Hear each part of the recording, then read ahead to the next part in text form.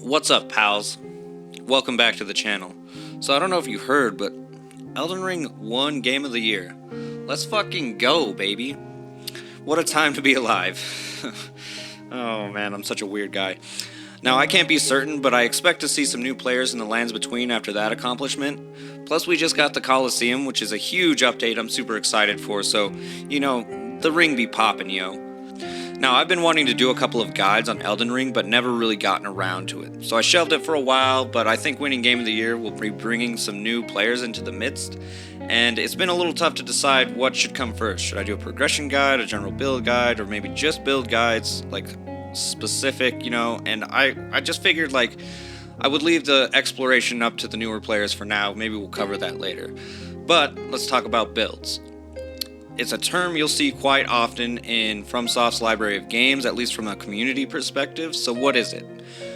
Honestly, it's a playstyle, really. It's shaping your character to use the weapons and gear, spells, etc. that you find interesting or they look fun to use, right? And there is a wide variety of directions in which you can go. So we're going to take a detailed look at the stats and some build examples for you, but first we need to talk about leveling up. In Elden Ring, when you kill an enemy, you gain runes. Runes act as both your currency to purchase from merchants as well as your experience points. Once you have enough runes, you can level up at a site of grace in which you can increase one of 8 stats: vigor, mind, endurance, strength, dexterity, intelligence, faith, and arcane.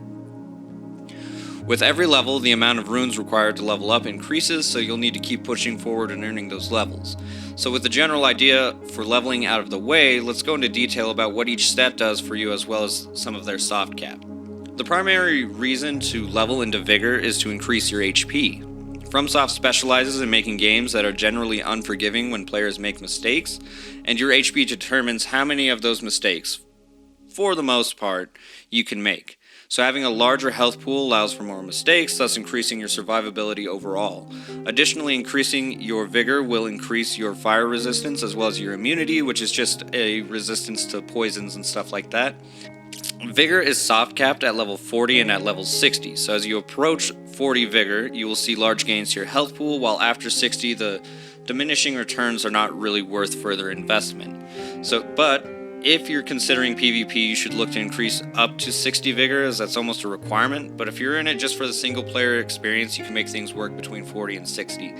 My first playthrough, I think I beat the game with level 40 in Vigor. I think my total level was like 136 at the end of the day, but so it's doable with a lower Vigor as far as the single player is concerned, but yeah. Allocating to mind increases your FP or your blue bar. It's like your magic bar. Generally, this is a primary stat for casters as it allows them to cast more spells before drinking from their cerulean flask. Additionally, it's not really a bad stat for anyone who is playing a melee build that relies on their Ash of War. Increasing mind also increases your focus, a defensive stat that aids in resisting sleep and madness. Sleep and madness is not a very common thing in the lands between, so you're not really allocating to these stats for these extra bonuses. They're just kind of a bonus that you get for putting points into them, if that makes sense. Mind is soft capped at 50 and 60, again with like the diminishing returns past that point, so 60 is like your last soft cap and everything's hard capped at 99, so generally, approaching 25 to 30 mind seems to work for me, but I usually default to using a melee weapon in addition to casting. That's just a personal preference. And we can talk about this a little bit more when we talk about our build examples, but having more mind just means that you get to cast more spells before you have to take a sip off your flask. Leveling endurance will increase your overall stamina as well as increase your equip load. Additionally, your robustness will increase, granting greater resistance to bleed and frostbite. This essentially determines how many times you can swing your weapon, what armor you can wear, what defensive options you can take in a fight, like blocking or dodging. And you will always have these options. You're just allowed to do more of those options the higher your endurance is. I would say that endurance is geared a little bit more towards a melee type of build, since you're going to be up in an enemy's face swinging your sword, so you're going to need a lot of stamina to make use of your build, I guess. But you can also use it as a dump stat for casters, since casting spells also uses stamina. Soft caps are 15, 30, and 50, and personally I've never gone above 30 endurance, because at that point you're really just leveling up for equip load, and you can reach that with the help of some talismans if you want to wear the heaviest armors in the game. I consider these 3 stats as like core stats in that they do one of 2 things. They determine your survivability, or they complement your build, or sometimes both.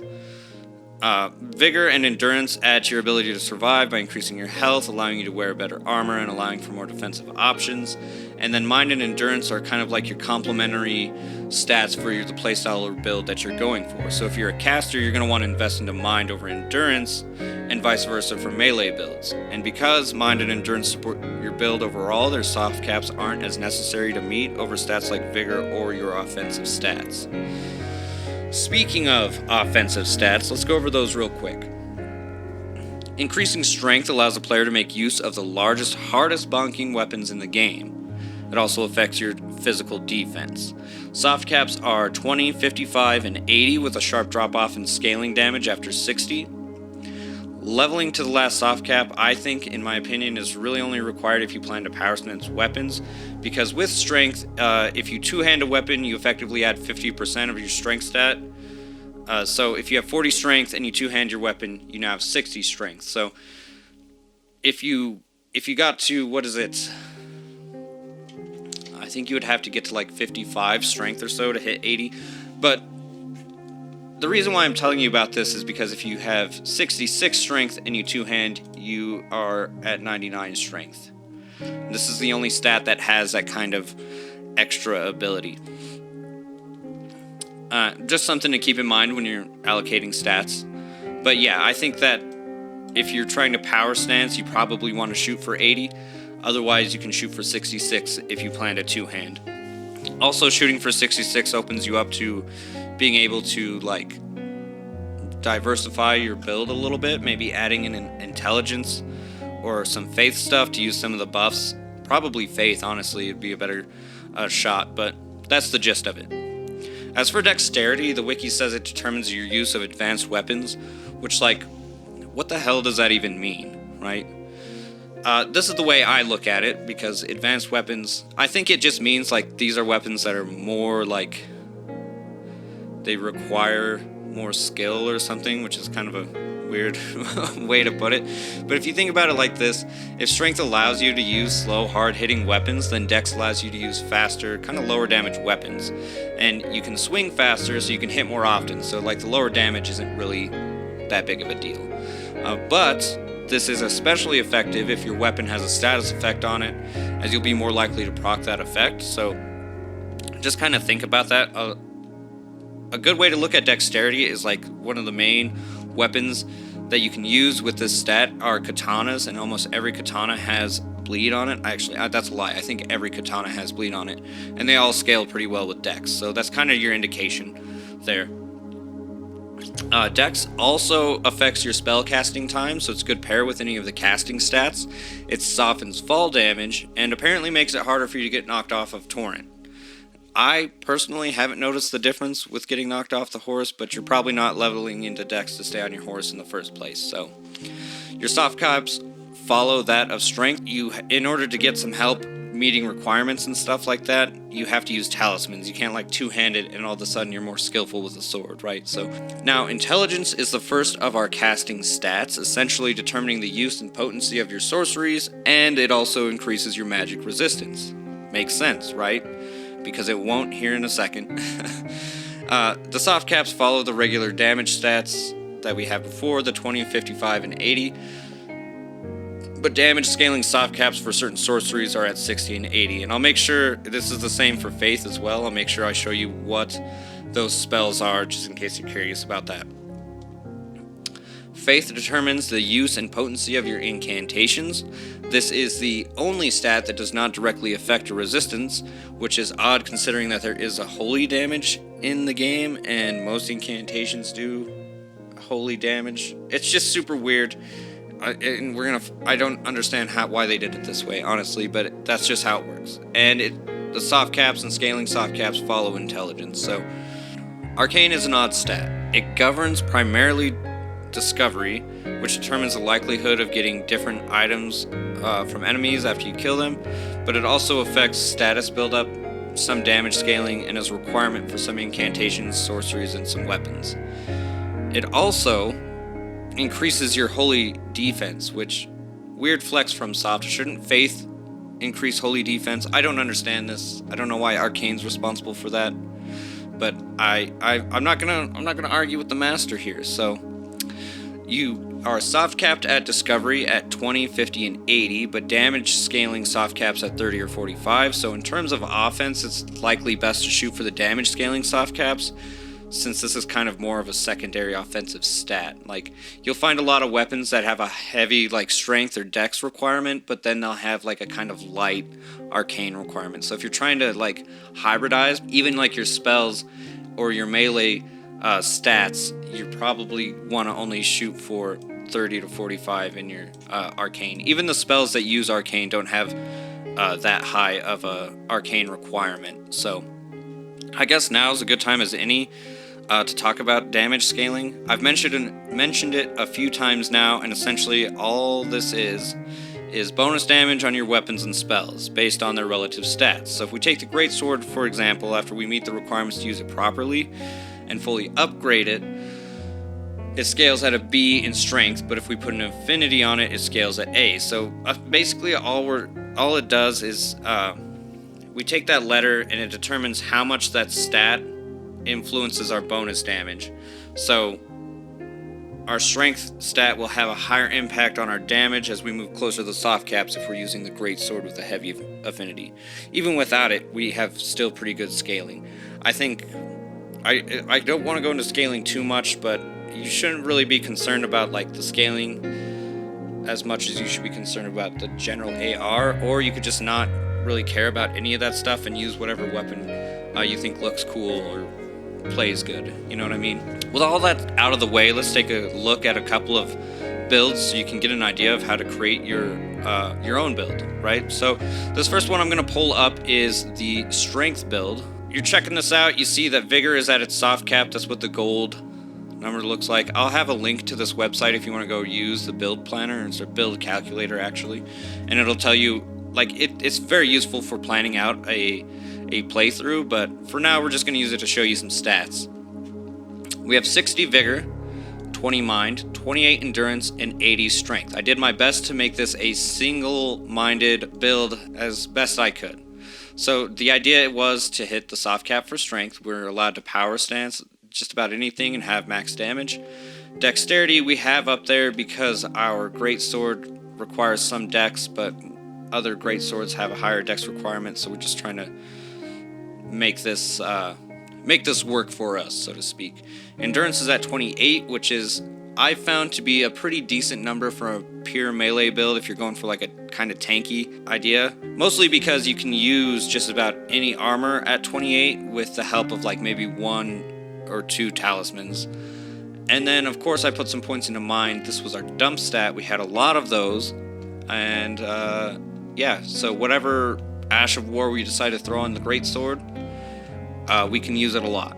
And this is a build around 150. I don't want to get too much into meta level. I feel like that's kind of a different video altogether. But think about meta levels as like weight classes. There's a bunch of them. And 150 could be seen as like your level cap if you're going into PvP. But don't worry about that kind of stuff. I'm sure you will always be able to find somebody at a higher level if you're using like an OG character or something. But that's not the point. The point is that we're hitting some soft caps here. It feels fleshed out. We can wear whatever armor we want, and we have pretty good reach with our mind to be able to use our Ash of War if we want. Now, another way to look at this is if we take 14 points out of strength and make this 66, we're probably two-handing this all the time anyway. We can throw the other points into faith and hybridize the build so we can utilize some of the buff, the incantations that buff you and your team, which will just increase your damage overall. So just some things to consider. You don't have to go pure strength ever, but this is the idea with a pure strength build. The other build we should look at is a pure casting build. So this is where pure casting build looks a little bit like this. It's a little bit more intensive on points, still at 150, 60 vigor and 80 intelligence. So this is like a sorcery build. We have 30 dex. This is almost a requirement for the casting speed. And then we have just like some basic, like our strength is at 12 just to hit the requirement for the moon veil. That's the weapon I chose to kind of build around here. And then of course we have mind at 20. We can honestly push this to 25 or 30 if we take 5 or 10 points out of dex.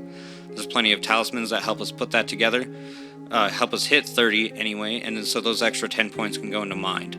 A low endurance, we don't need a lot of endurance. A pure caster is going to be standing in the back anyway, and you'll have plenty of time to like dodge if you're not just spamming all the time. So you don't need a ton of endurance for this type of build. You don't need a ton of strength. You just really need the intelligence and some dex so that you're casting as fast as you can. There are other ways you could do this. You could take and say like 20 points away from intelligence and throw it into dex and have a more hybrid build where like the moon veil is probably getting a little bit more damage out of it. I'm not totally sure on how damage is affected by dex. I'm pretty sure the moon veil has pretty good scaling in dex though. So outside of that, this is what a pure caster would look like. It's a little bit hybridized, but it's still pretty functional. This is kind of what you want to look for in that. But at the same time, you don't have to listen to a word I'm saying about these examples.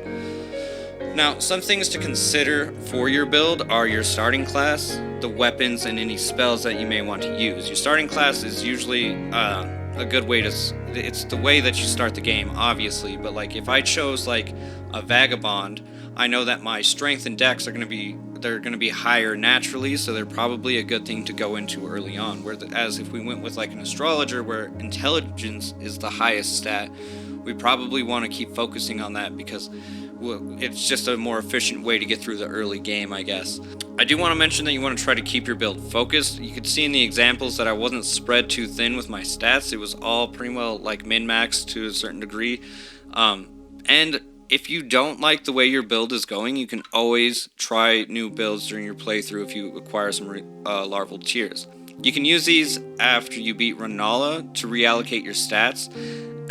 A lot of the community calls it respecking. There's something like 11 larval tears per game cycle, so you definitely have room to experiment. So if you're playing like a big bonk build and you like pick up the Serpent Bone Blade from Tanith in the Volcano Manor and you're like, that shit sounds tight, I want to use that, just go see Renala, reallocate to maximize the effectiveness of that sword, and then you can try it out.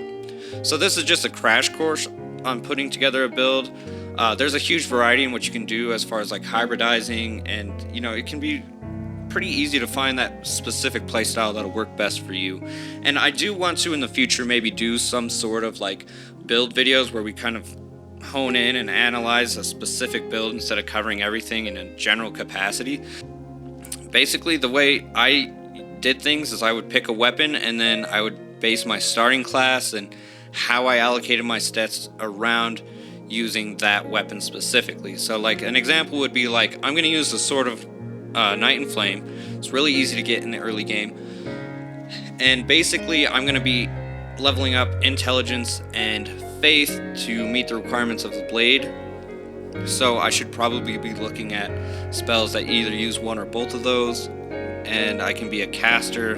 It's actually a pretty well-rounded build. I can show that one sometime. I've already done it.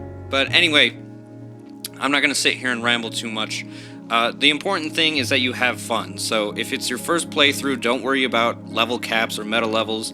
I mean, you can go check it out, but if it's your first time playing, you should just keep on leveling up. Just play the game, have a good time, and then when you feel like you're ready to try some of the PvP and multiplayer, then, you know, then you can start looking into that stuff. So, yeah, just let me know if this was helpful in the comments down below, and don't forget to subscribe if you want to see more content like this.